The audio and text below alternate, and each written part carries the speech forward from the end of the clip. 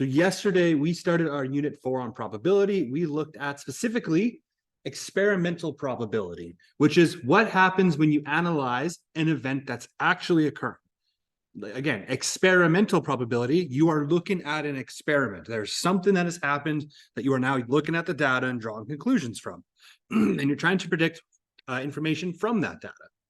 Now, where we're kind of focused on today is down on page 154, which is theoretical probability. And you could probably guess what that's going to be about. It's in theory. In theory, if I flip a coin, I should get 50-50 chances of heads and tails. If I were to flip a coin 10 times, maybe I'll get 6 heads and 4 tails. That's the difference between theory and experiment. That's on page 154. So with theoretical probability, it is the ratio of one or more events of interest to the total number of possible outcomes.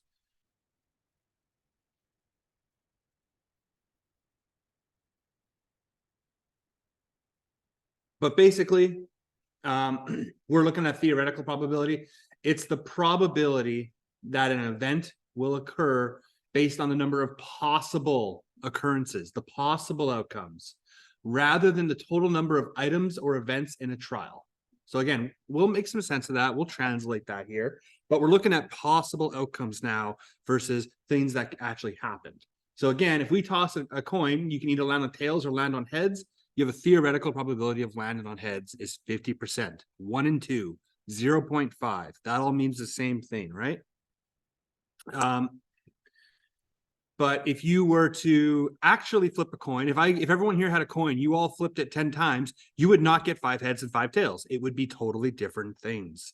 So sometimes it doesn't work exactly how it should.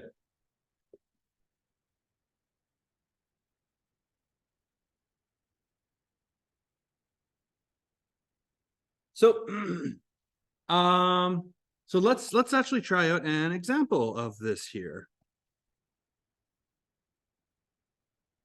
Where am I? Oh, we're on 54. Okay.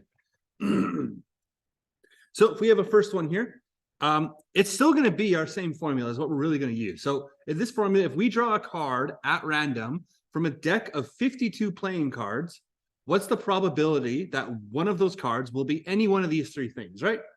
So if I go question A, if I have 52 cards, there's 52 cards in a deck, what's the probability it's going to be a heart? Well, how many hearts are in a deck of cards? 13, right? So I know in a deck of cards, there are 13 hearts. So I still do it the same way. I still use my same formula from yesterday. I'm not going to repeat the whole thing. I'm just going to apply it immediately. What's the probability of a heart? P of heart is equal to the number of hearts divided by the number of cards.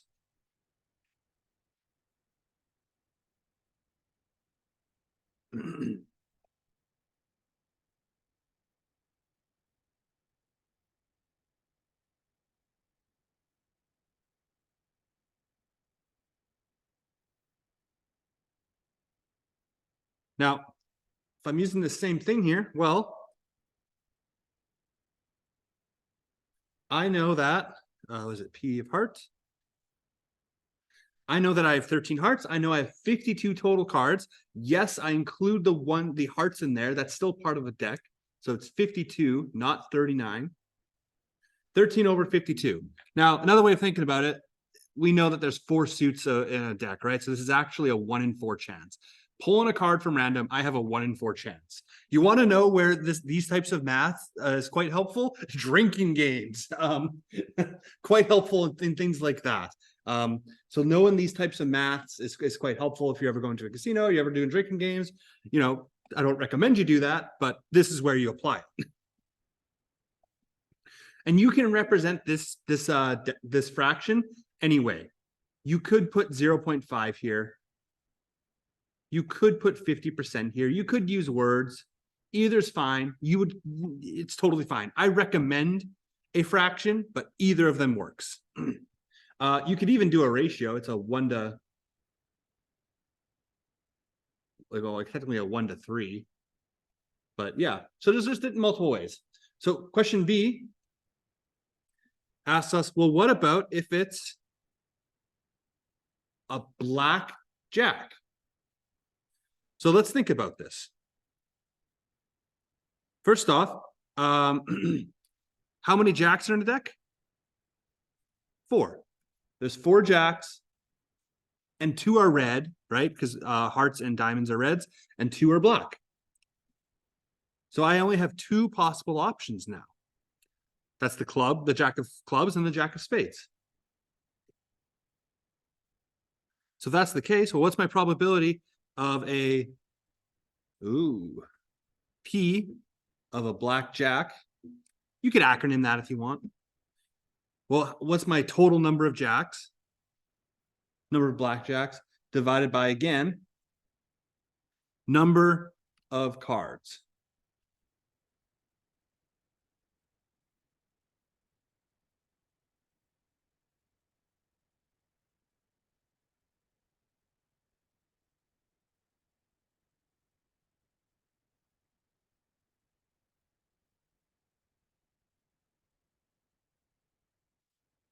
Well, I know I have 2 possible black jacks and I have 52 cards. It is a 1 in 26 option. Because we always simplify, right?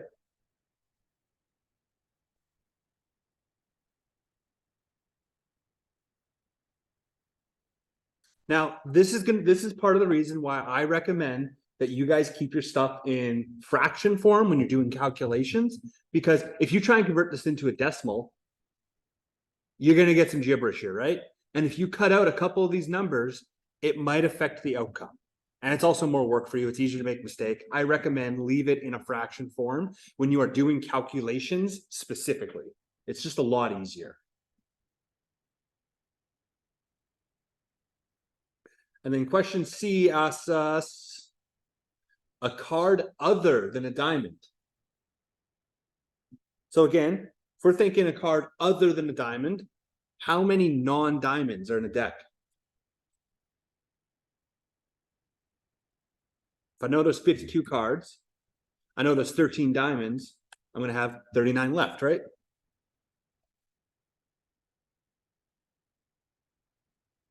So just like before, what's the probability of a non-diamond is going to be equal to, again, so it's technically the number of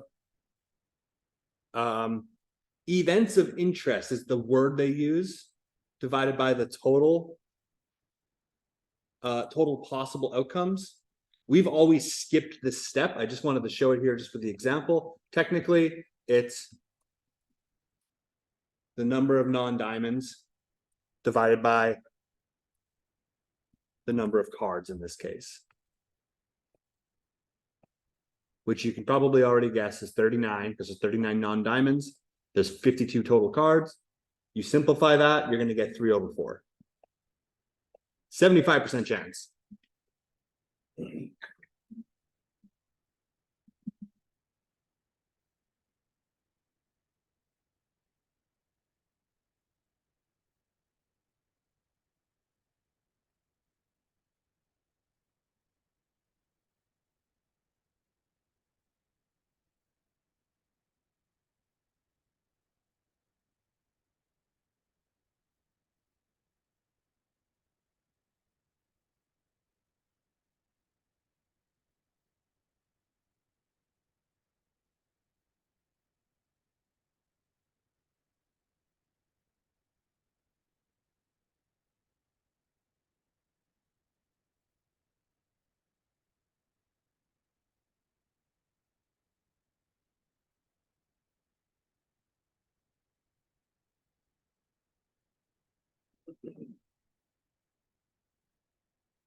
So,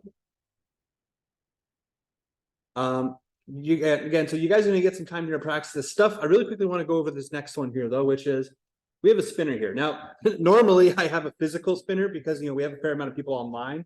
I'm not going to do that, but I generally, if you have a spinner, you think about like Wheel of Fortune or like a bingo game or whatever it is. If you spin something, you can calculate probabilities. In this case, what's our probability that the spinner would stop on a star? Well, the first thing we need to identify is what? How many stars we have. I can see I have 3 stars. And you can do this. You don't have to write in this stuff every time. If this is making sense to you, you can go straight to this step here, which is, I know that there's 3 stars here, and then I know how many total spins. Well, 1, 2, 3, 4, 5, 6, 7, 8, 9, 10. There's 10 different options, and it looks like they're all evenly spaced. So 3 out of 10. If these were not evenly spaced, that would be causing a problem, right? So what is it? I'll give you like just 2 or 3 minutes, not a lot of time. Try out rest of question 1, try out rest of question 2, and rest of question 3. It's not a lot of time. Ask for help if you need it. If you're not getting it, please ask me, because it's going to cause a problem if you don't after this. So you need about 3 minutes. Try out those next 3 questions.